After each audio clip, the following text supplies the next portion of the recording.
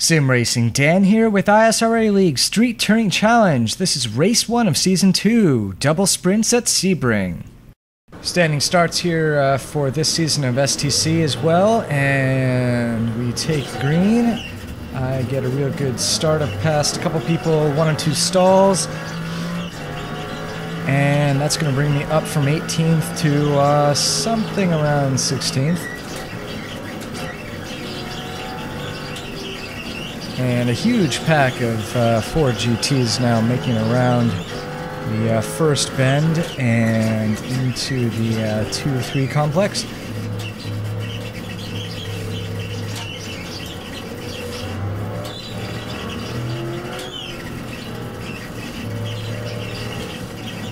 Going almost side by side there with Ryan, but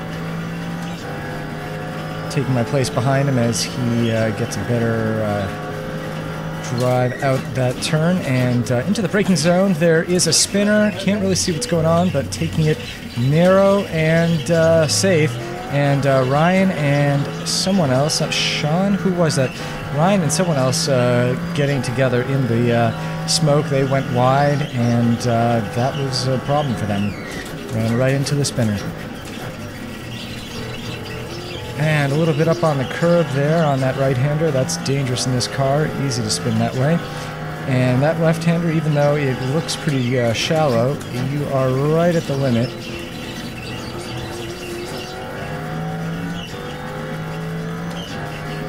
So this race here is a half hour, and then we've got a second half-hour race coming right up after. It's a pair of sprints, and in the second race the top 8 will be reversed, and I almost lose it there, and I almost lose it again, but I kept together, and proof there for everyone who says that you can't save the GT when it's spinning, that you can, you just have to be quick.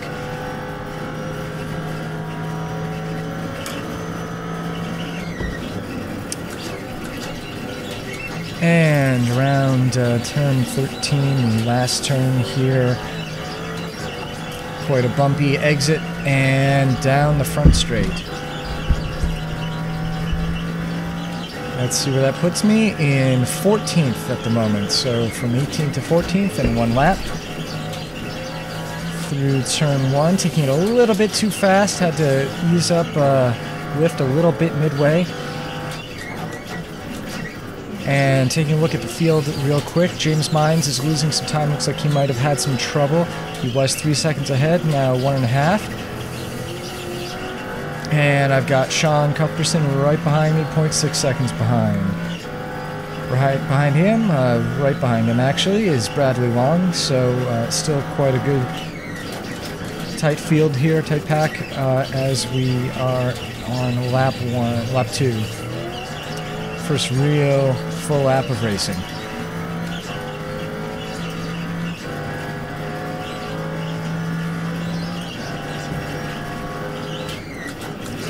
Closing in on James here.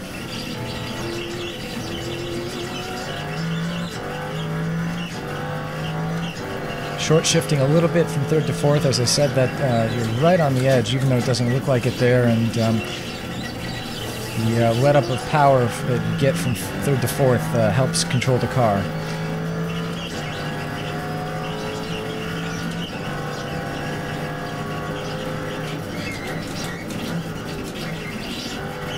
That's a turn right there that I've had a lot of trouble with. Ultimately, I found it was best if I just took it real easy and braked early and got my turn in right. Inset in the lower left, for some reason the camera group was switching to this view occasionally. We'll go back, there we go, to the TV view. And a mess in the last turn, and that spells 2 more positions for me. Looks like that was Mitchell and someone else. And if you look at the inset again, you can see just how bumpy this track is because it's not damping the camera at all. And if you look at the seat I'm sitting in, it's going crazy with all those bumps. Let me tell you, after this evening's race, I was definitely ready to take a break. kind of makes you wonder how much longer they can go with the current track at Sebring. Of course, it's part of the track's character, but at the same time, I'm sure it's getting worse and worse, bumpier and bumpier over the years, and there's only so much that a car can take before it becomes completely uncontrollable. Now, James has opened up a gap, and Sean is still right behind me.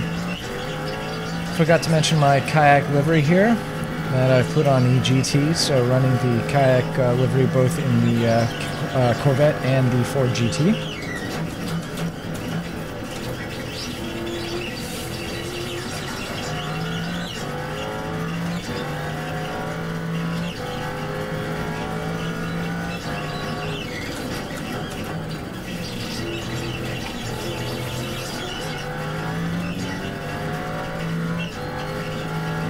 And getting past Ryan Huff here, who is obviously having some major problems. I'm assuming he hasn't pitted, because I don't think he'd be out of his pit stall by now. And going really aggressively into that right-hander, almost spinning again, but keeping it just on the edge all the way through it. And as you can see, plenty of cars coming up behind. So no mistakes are allowed, because a single mistake could mean all of those guys behind me get past me before I can re-enter the track. And another mistake, Alex. Alex had a problem. I think he spun a little bit, and on recovery he swung to the right and hit the wall.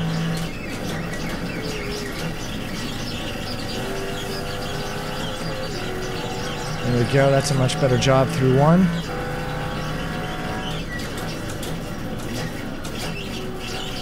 Braking a little bit early there, I'd say, for the left-hander.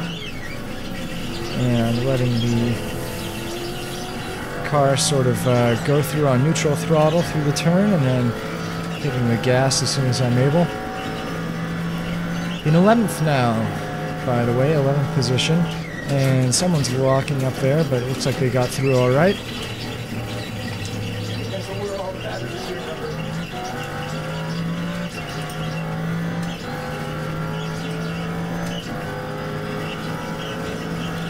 And James gets past Matthew Schumacher, who was just calling out an incident.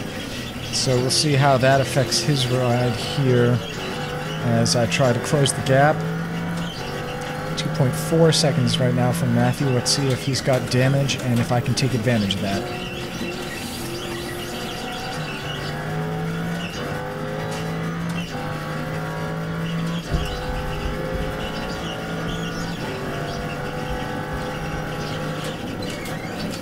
Ooh, entered that a little bit too far to the inside. It's tough to get the car turned around that corner sometimes.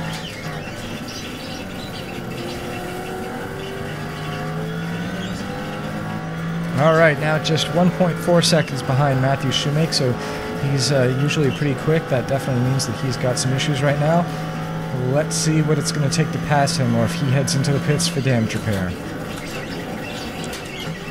Oh, he's going really slow here through 13. And yes, he's aiming for the pits. So in he goes, and I'm past Carlos, who had a problem, and it looked like someone else as well. So that's going to be 2 more spots for me. That should put me in 9th here. Let's see. Yep, 9th position. And we're on lap 5 now, and I've made up 9 places already. Not through being the fastest, but just through keeping this car together. Oh, a little bit hot going in there. Braked a little bit too late, but kept it together. Kept my cool, and kept it going around the track. Oh, well, we're still looking at James Mines here ahead of me. He's 5 seconds, though. Behind me, I've lost Sean, and now Bradley is 2.5 seconds back there.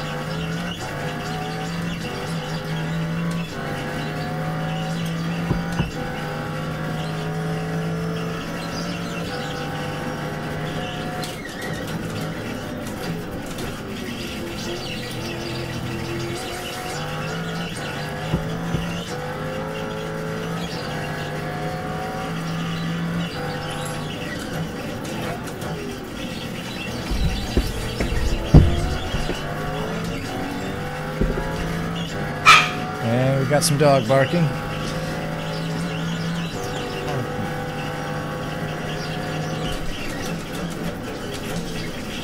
Kai is going to assist us with the commentary here. Oh, and someone's spinning back there. That was Bradley.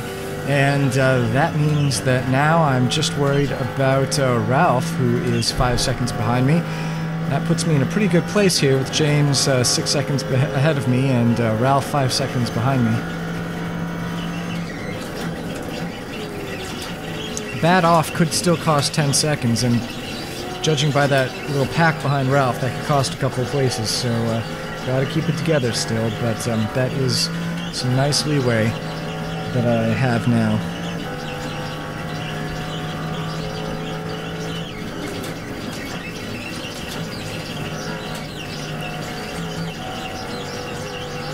Ooh, almost lost it into the dirt right there, just a little jump off one of those bumps, but kept it together all right. So I mentioned how people were saying that the car was impossible to catch. There are also a lot of people who really hate this car, and I'll agree that in some ways it's a little bit messed up. The tire pressures are obviously too high, but you know, I think of it simply as a poorly set up Ford GT, and it's actually still a lot of fun to drive. I really like how you have to get into a rhythm with this car. You have to really feel the limits rather than poking at them the way you do, for example, in the Corvette. The Corvette gets quite mushy when you hit the edge, and that tells you that you need to pull back a little bit. But in this car, there really isn't much mush, so the difference between driving all right and spinning is very, very small. Just means you have to practice a lot with it and drive within your limits. This, even though this is a half-hour race, this is one of the short races in this season of STC. You still have to be really careful and drive within your limits to take the car home.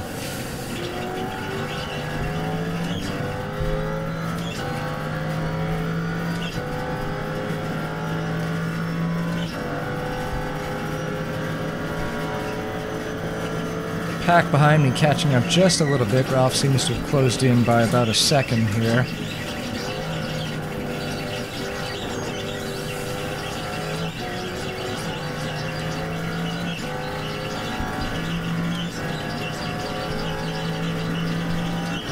Look at all those cars on pit lane. It's a half-hour race, so none of them are there for fuel and tires. It's all damage repair. And someone else must have had some troubles. I think it was Mike Kelly, because I'm now finding myself in 8th.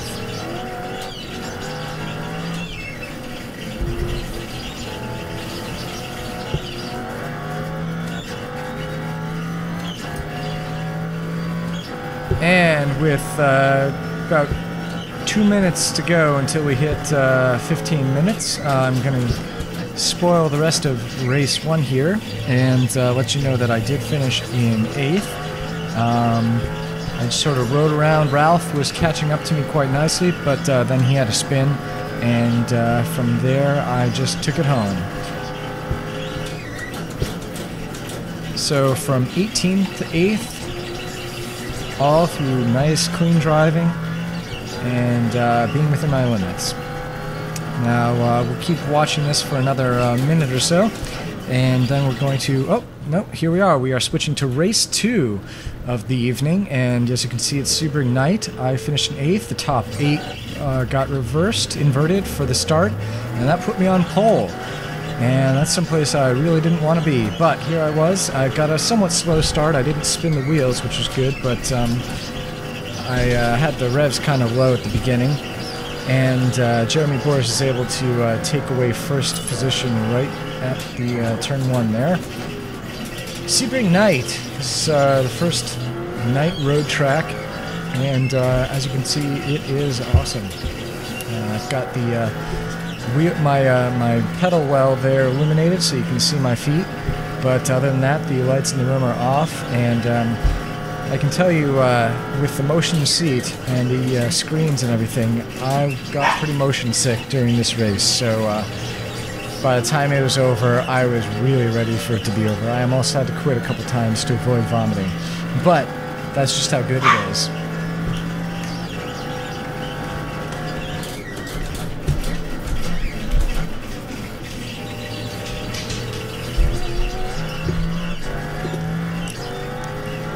Alright, well, I'm managing to hold on to first pretty well. We've got Stephen McGarvey right behind me, though. Car a little bit faster here in the evening. Engine's got more power, and I think the cooler track means the tires don't warm up quite as much, which I think keeps the tire pressure down, which helps them more than being warm. So everyone's getting about 2 seconds better times than they normally would during the day.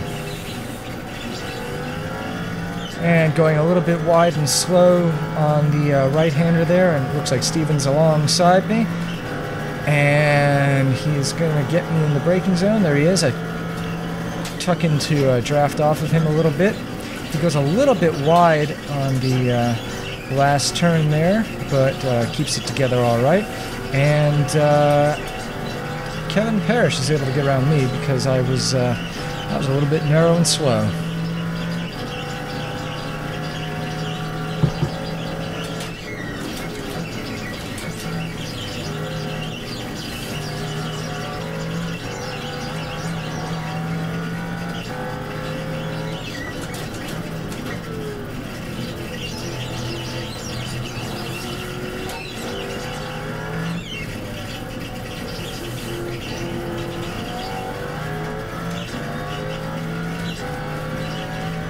And there was a major incident at the start of the race for everyone, probably 10th and back.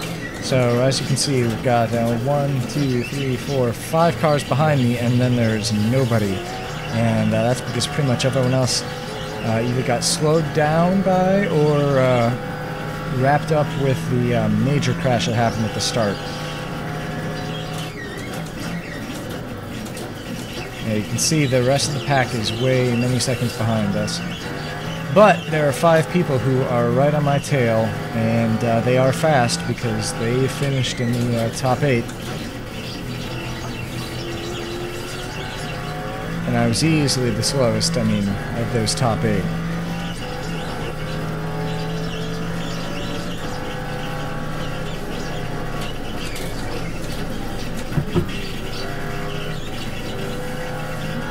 Fortunately, there are all those nice reflectors at the edge of the track. Helps you see ahead a little bit.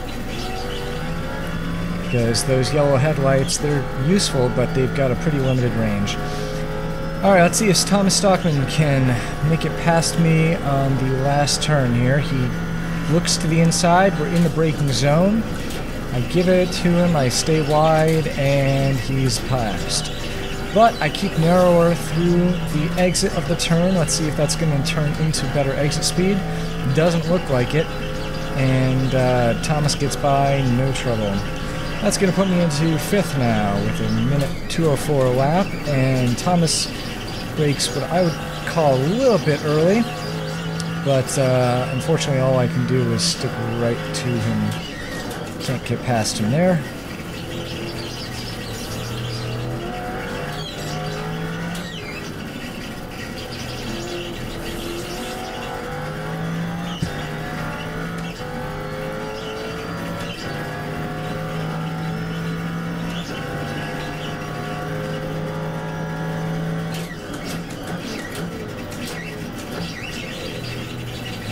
Down into 1st for the hairpin.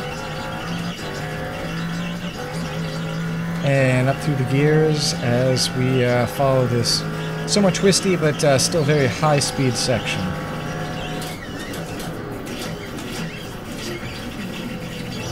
Didn't really mean to go into 1st for that. Oh yes I did, sorry. That's the place where I do 1st. It's the next turn, this one where I keep it in 2nd usually.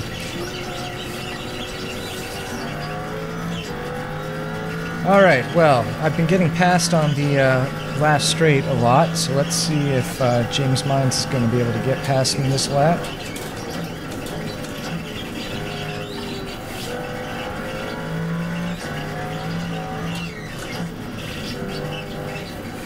get on the gas a little bit late there, and he's 0.4 seconds, 0.3 seconds behind me. James is now 0.2, 0.1, so he's going to go for it under the braking, and I give him enough room, but I turn in, he goes wide, understeers right into me. We managed to both make it through the turn, but unfortunately I've got some damage, and he doesn't get by right there. But as I evaluate the damage here, you're going to see I brake, I try to turn in, and things aren't quite going the way I want them to. So that's going to slow me down.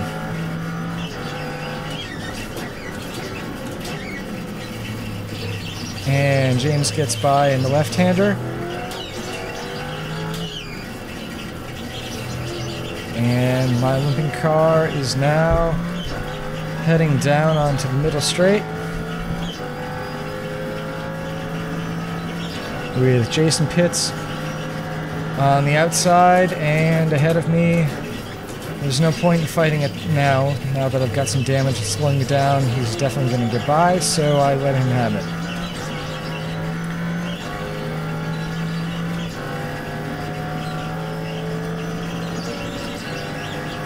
I'm still feeling out the car here as I haven't done a full lap under my damage, so I don't know exactly how it's going to react to all the turns. You can see I've got to do some corrections in there. It's really understeery right there in that right-hander.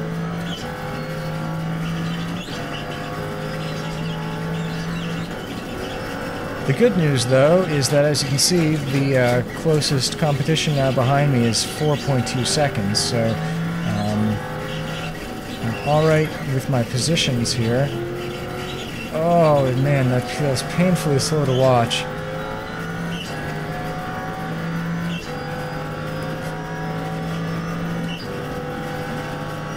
And it looks like that'll probably put me back in 7th here, as Eduardo now is just 3 seconds behind me, so he's catching up pretty quickly. This is my first time with the damage through the last turn, and so I take a little bit gingerly, a little bit slow. I get through alright, and I can probably do it with a little bit more speed next time. And there's Eduardo and John Middleton. Just less than 2 seconds behind me now.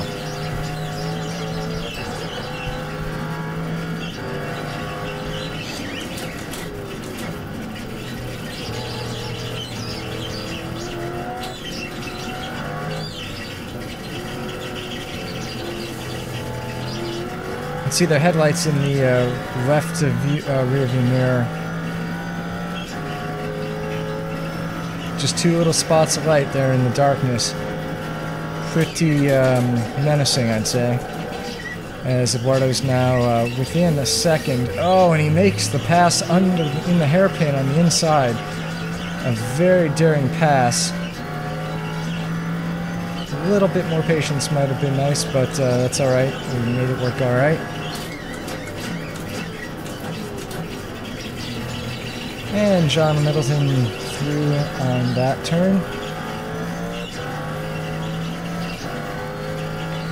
Which will push him back to 9th. And looking now at Carlos behind me at 3 seconds behind.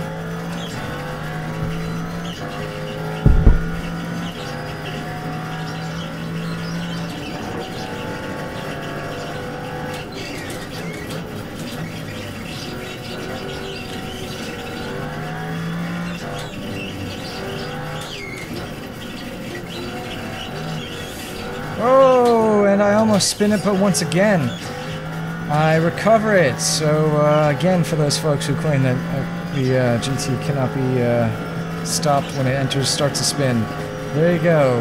Watch that a couple times in replay, learn how to do it, and stop complaining.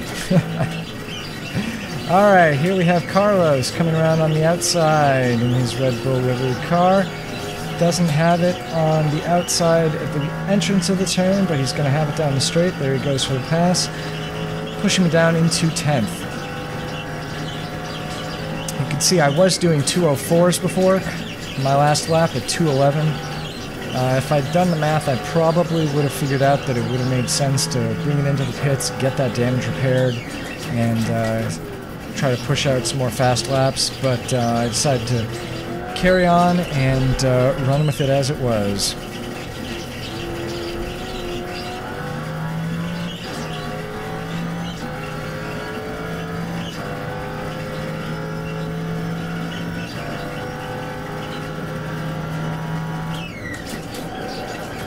Ooh, walking it up a little bit as we break into the hairpin here, but stopping in time. And it looks like, who was that? John Middleton had a problem. He didn't make the hairpin, so he had to take the alternative wide road there, and that costs him a position. But it looks like he gets it back there from Carlos.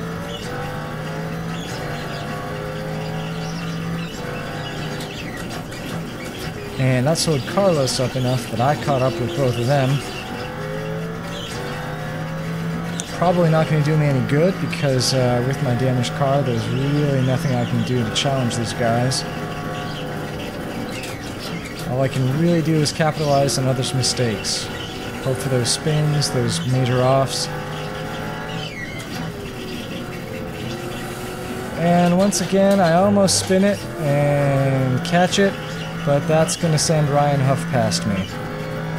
And I just kept on going and losing spots until I finished in 14th. So not a great second race there with that damage, but still, decent open to the season.